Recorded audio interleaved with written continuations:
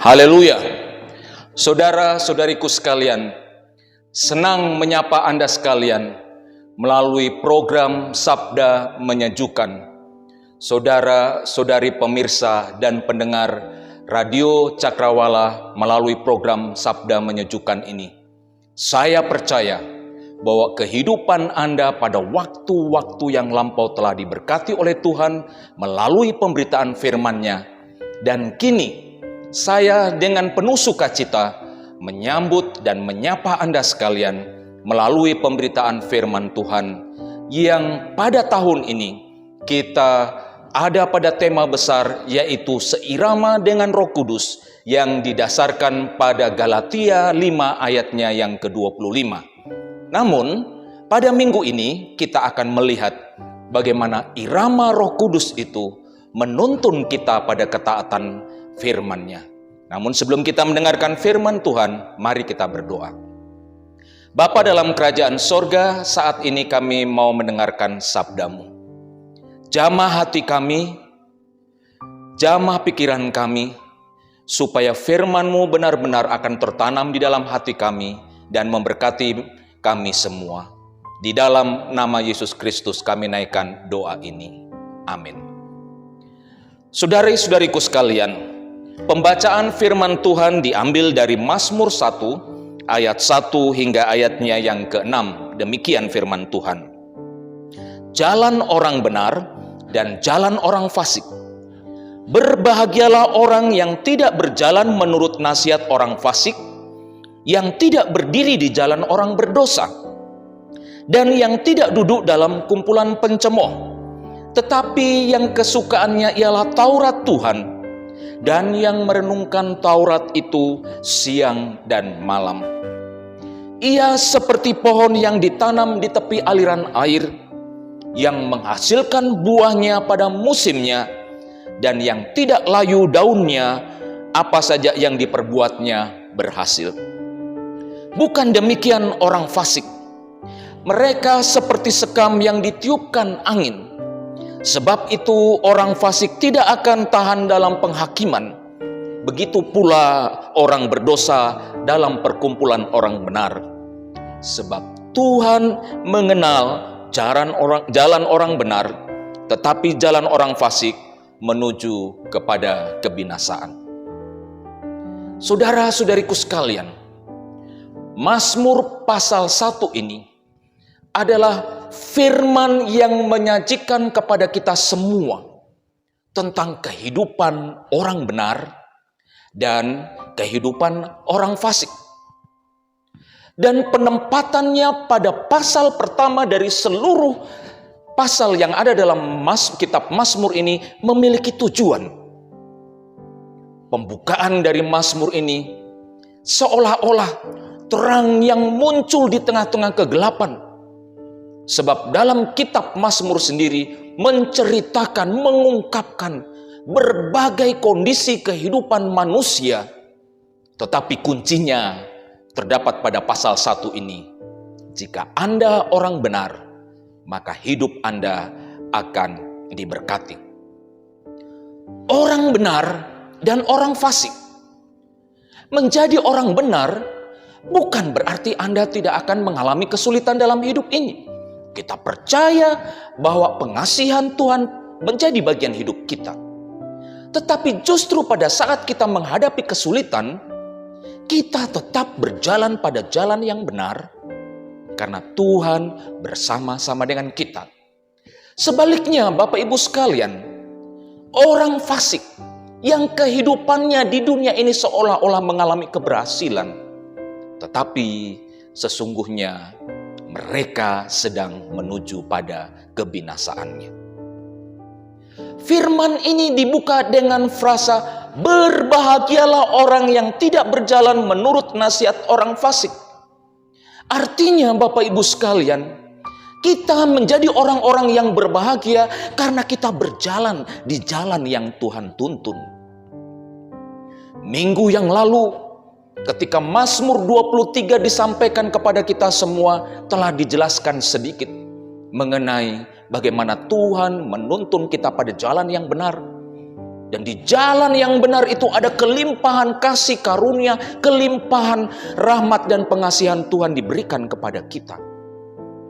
Tetapi Bapak Ibu sekalian, minggu ini kita melihat dari perspektif yang berbeda, di mana penulis dari kitab Mazmur ini menyajikan sesuatu yang agak sedikit berbeda dibandingkan dengan Mazmur 23. Dan Bapak Ibu sekalian, jalan orang benar itu, walaupun ia tetap menghadapi kesulitan, tetapi ia akan memperoleh kemenangan demi kemenangan, karena di jalan itu ada Tuhan yang menjadi penopang kita.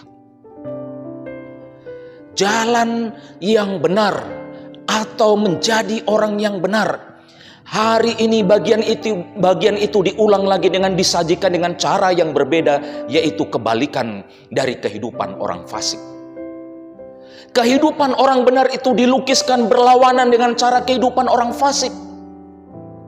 Sebelum kita membahas berkat-berkat yang disediakan bagi kita ketika kita menjadi orang benar, atau pada saat kita berjalan pada jalan yang benar, pertanyaannya diajukan kepada kita semua.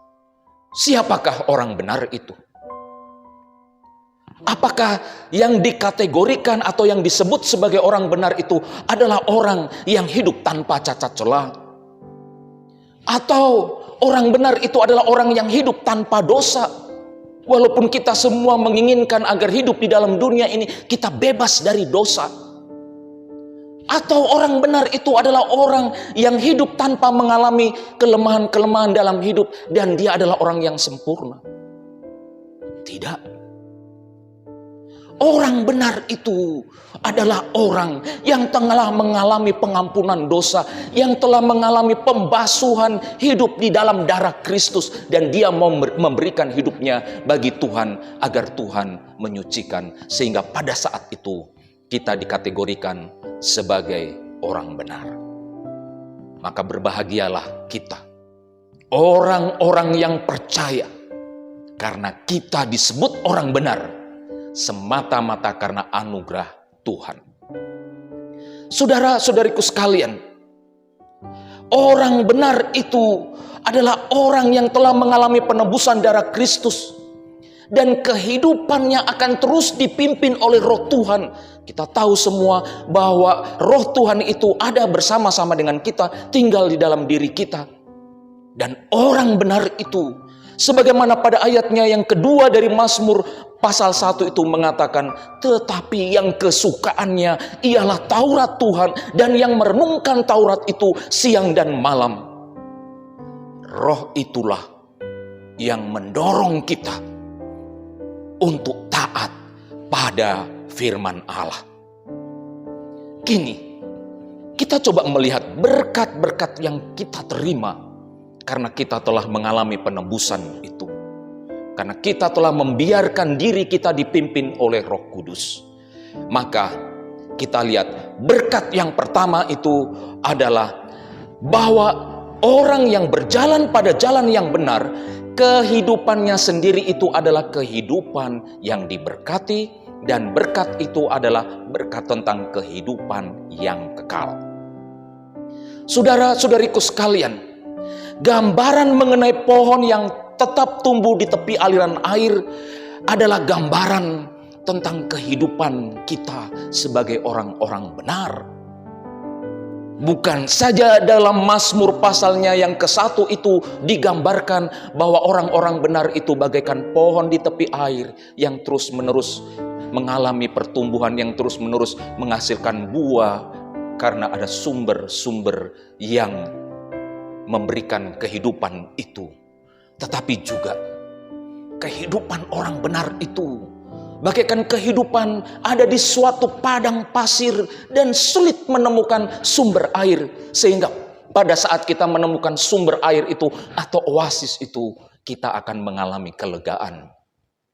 Dalam Yeremia 17 ayat 8 dikatakan demikian, Ia akan seperti pohon yang ditanam di tepi air, yang merambatkan akar-akarnya ke tepi batang air, dan yang tidak mengalami datangnya panas terik, yang daunnya tetap hijau, yang tidak khawatir dalam tahun kering, dan yang tidak berhenti menghasilkan buah. Terpujilah Tuhan. Oh, betapa luar biasanya menjadi orang-orang benar. Orang yang berjalan pada jalan yang benar adalah orang yang tetap hidup kuat, teguh dalam menjalani kehidupan ini. Walaupun kita menghadapi musim kering, walaupun kita harus menghadapi tanah yang gersang, tetapi karena roh itu yang menjadi kekuatan kita, maka kita tetap akan terus mengalami pertumbuhan. Dan kita tetap setia kepada Tuhan Yesus Kristus. Orang yang benar itu adalah orang yang berjalan sesuai dengan jalan yang Tuhan atur. Ia tidak akan pernah melirik pada jalan orang fasik. Ia tidak akan pernah cemburu dengan keadaan hidup orang fasik. Sebab ia tahu bahwa berkat kasih karunia Allah itu lebih besar daripada kehidupan atau berkat-berkat yang diterima oleh orang-orang yang belum percaya kepada Kristus. Berkat yang pertama dari kehidupan orang yang benar atau orang yang berjalan pada jalan yang benar adalah kehidupan itu sendiri, yaitu di surga yang mulia. Berkat yang kedua dari orang yang berjalan pada jalan yang benar atau orang benar adalah kehidupan yang produktif. Firman itu berkata, yang menghasilkan buahnya pada musimnya. Ayatnya yang ketiga. Saudara-saudara sekalian, maksud dari ayat ini adalah setiap orang yang menjumpai orang benar itu, maka orang-orang itu akan menemukan bahwa orang benar itu kehidupannya menyenangkan hati Allah. Kehidupannya memuliakan Allah. Sehingga pada saat mereka bertemu, ada semacam kemuliaan Allah terdampak dalam kehidupan mereka, sehingga mereka sungguh akan mengatakan benar, mereka adalah orang-orang yang hidup, takut, dan selalu taat pada firman Tuhan. Saudara-saudara sekalian, orang yang mengalami kehidupan yang produktif itu adalah orang yang dapat melihat bagaimana kehidupan ini yang memiliki kekayaan.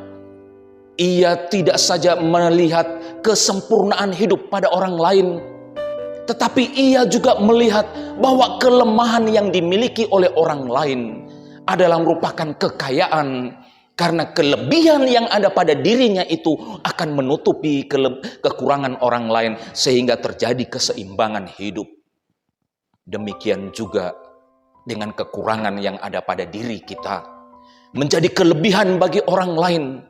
Dan orang lain akan menutupi kelemahan yang ada pada diri kita, sehingga muncullah suatu kehidupan yang diperkaya. Karena kita satu dengan yang lainnya mau menjadi orang-orang yang menghasilkan buah dalam kehidupan ini. Saudara-saudaraku sekalian, orang yang produktif adalah orang yang selalu berguna bagi orang lain. Ia tidak pernah memandang rendah orang lain. Walaupun orang lain sering mengalami kesalahan, tetapi ia justru didorong untuk menolong orang lain agar mereka menemukan jalan yang benar. Ia tidak melihat bahwa kesalahan seseorang itu menjadi sesuatu yang dapat menyakitkan hatinya dan menimbulkan kegetiran dalam hidup ini. Tetapi justru kehidupan yang produktif itu adalah kehidupan yang dapat mengampuni orang lain, karena kesukaan hidupnya adalah Taurat Tuhan itu sendiri. Berkat yang ketiga dari kehidupan orang yang benar adalah keberhasilan. Perhatikan pada ayatnya yang ketiga, dikatakan demikian. Dan yang tidak layu daunnya, apa saja diperbuatnya berhasil. Oh haleluya, saudara-saudara sekalian. Betapa hebatnya firman ini. Firman ini mengungkapkan kepada kita bahwa berkat orang benar itu adalah keberhasilan. Keberhasilan bukan saja pada saat kehidupan kita baik-baik saja. Bukan saja pada saat bisnis kita berjalan lancar. Bukan saja pada saat keluarga kita aman-aman, pendidikan kita aman-aman, atau pekerjaan kita sedang pada jalan yang tidak ada halangannya. Tetapi keberhasilan itu juga meliputi bagaimana pada saat bisnis kita mulai mengalami goncangan, tetapi kita diberikan hikmat oleh Tuhan untuk mengelola bisnis kita, sehingga walaupun goncangan-goncangan itu terus datang, tetapi oleh karena kita hidup takut akan Tuhan, kesukaan kita adalah Taurat akan Tuhan itu, maka goncangan-goncangan itu dapat dihadapi karena Tuhan beserta dengan kita. Demikian juga keberhasilan dalam menghadapi berbagai tantangan hidup yang lain. Bukan saja pada saat kita mengalami kesulitan oleh karena ladang sawah yang kita kelola itu mengalami sesuatu yang membawa dampak atau panen yang besar, tetapi juga justru pada saat mengalami musim-musim kering atau pada saat hama datang dan menyerang perkebunan kita atau sawah kita atau ladang kita. Tetapi kita masih melihat bagaimana Tuhan menolong kita untuk memelihara agar tetap ladang dan sawah kita itu tetap menghasilkan dan kita bisa hidup di dalamnya. Saudara-saudariku sekalian, kalau kita berbicara tentang goncangan-goncangan yang sedang terjadi saat ini, ancaman resesi ekonomi mendunia sedang diperhadapkan kepada kita. Bahkan belum lama ini kita diperhadapkan dengan masa pandemi di mana banyak bisnis dari orang-orang mengalami kegagalan. Tetapi banyak anak Tuhan, karena hidup mereka takut akan Tuhan, mereka selalu berserah kepada Tuhan, maka mereka tetap dapat menangani bisnis mereka, bahkan tetap berjalan dengan baik. Di sisi yang lain, ada juga yang mengalami keterpurukan, tetapi begitu kondisi pandemi ini mulai pulih, maka Tuhan segera memulihkan kondisi bisnis, kondisi pekerjaan atau usaha mereka, karena Tuhan tahu bahwa orang-orang itu adalah orang-orang yang kesukaannya adalah Taurat Tuhan dan yang merenungkannya siang dan malam. Haleluya, terpujilah Tuhan. Bukankah ini kekayaan yang Tuhan berikan kepada kita jika kita hidup takut akan firman-Nya dan merenungkan firman itu siang dan malam. Saudara-saudariku sekalian, keberhasilan yang dimaksud di sini adalah menampilkan dua kondisi kehidupan yang baik-baik saja, di mana kelimpahan itu dicurahkan, tetapi juga pada saat kita sedang mengalami goncangan, kita dapat mengelola goncangan tersebut dan menemukan jalan keluar. Haleluya, terpujilah Tuhan. Demikian juga dengan perjalanan hidupmu, keluargamu, pekerjaanmu, pendidikanmu. Ia akan terus memberkatimu, sebab kita tahu bahwa Allah kita adalah Allah yang abadi. Dan Dia akan selalu menopang kita, sebagaimana Ulangan 33 ayat 26-27 mengatakan demikian. Sebab Allah kita adalah Allah yang abadi. Allah yang abadi adalah tempat perlindunganmu, dan di bawahmu ada lengan-lengan yang kekal. Pada saat engkau sedang mengalami goncangan, yakin bahwa lengan-lengan yang kekal itu sedang menopang Anda, sehingga Anda tidak akan jatuh tergeletak, tetapi Anda terus akan dipulihkan. Bahkan Anda akan mengalami kebangkitan dan kejayaan, karena hidupmu adalah hidup dari seorang yang kesukaannya adalah Taurat Tuhan. Saudara-saudariku sekalian, Mazmur 1 ini adalah ya dan amin. Sebagaimana kita tahu bahwa secara umum penulis dari kitab Mazmur ini mengekspresikan bagaimana kehidupan manusia waktu mereka mengalami penderitaan, waktu mereka sedang mengalami depresi, waktu mereka sedang seolah-olah dikejar musuh. Tetapi juga sewaktu umat manusia mengagungkan dan memuliakan Allah karena karya tangannya yang besar dan ajaib dalam kehidupan ini. Tetapi kunci dari semuanya itu adalah Kalau kita menjadi orang yang benar, maka kita tahu, sekalipun musuh ada di hadapan kita, sekalipun seolah-olah depresi hidup diperhadapkan kepada kita, kita akan tetap teguh dan kuat. Sebab kita menjalani hidup ini bukan menjalani dengan kekuatan kita sendiri. Hikmat dari dalam menjalani hidup ini ada dalam pasal 1 dari kitab Mazmur ini.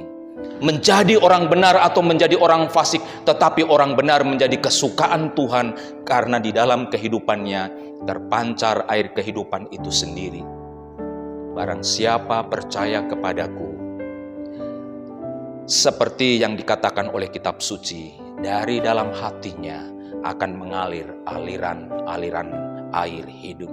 Yohanes 7 ayatnya yang ke-38. Luar biasa perkataan Yesus ini. Kalau kita berjalan pada jalan yang benar, kalau kita menjadi orang yang benar, maka di dalam diri kita ada aliran-aliran air hidup yang bukan saja menjamin kita untuk masuk dalam kerajaan surga, tetapi aliran-aliran air hidup itu akan memberkati orang-orang yang ada di sekitar kita, dan mereka seolah-olah akan melihat ada kemuliaan Kristus melalui kehidupan kita, sehingga mereka juga akan merasa damai sejahtera karena aliran-aliran air hidup itu terpancar melalui kehidupan kita. Kini, tak mungkin kita akan mengalami kehidupan yang sesungguhnya, kehidupan yang produktif. Tak mungkin kita mengalami keberhasilan tanpa ketaatan pada firman. Dan kita bisa taat pada firman itu karena Roh Kudus yang ada dalam diri kita yang memampukan kita untuk tetap setia kepadanya.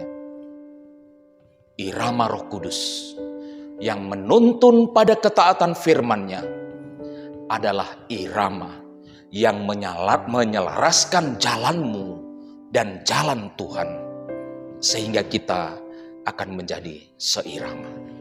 Selamat menikmati berkat-berkat Tuhan ketika kita seirama dengan Roh Kudus.